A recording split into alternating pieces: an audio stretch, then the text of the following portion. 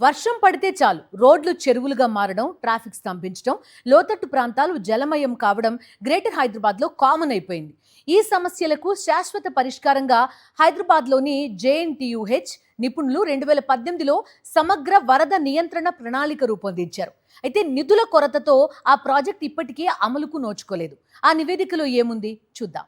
GHMC సహకారంతో JNTUH నిర్వహించిన అధ్యయనంలో నగరంలో 229 వరద ముప్పు ప్రాంతాలను గుర్తించి 4,900 కోట్ల రూపాయల వ్యయ అంచనాతో ప్రత్యేక బ్లూ ప్రింట్ రూపొందించారు.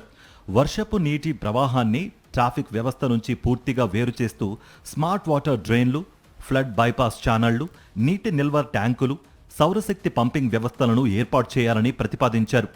636 నీటి నిల్వ ట్యాంకులు, 2.7 లక్షల రైన్ వాటర్ హార్వెస్టింగ్ పిట్స్, 450 కిలోమీటర్ల ప్రధాన డ్రైన్లు, 1000 కిలోమీటర్లకు పైగా ఉపకాలువలను ఒకే నెట్వర్క్గా అనుసంధానం చేయాలని సూచించారు.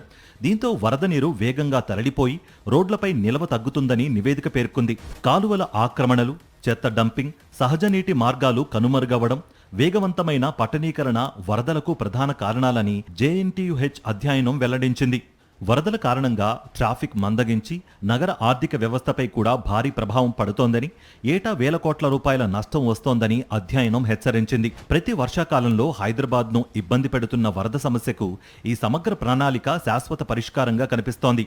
అయితే వేల కోట్ల వ్యయంతో కూడిన ఈ ప్రాజెక్ట్ పట్టాలెక్కుతుందా లేక నివేదికలకే పరిమితమవుతుందా అన్నది వేచి చూడాలి. మరిన్ని అప్డేట్స్ కోసం ఛానల్ను సబ్స్క్రైబ్ చేయండి. నోటిఫికేషన్స్ కోసం బెల్ ఐకాన్ పై క్లిక్ చేయండి.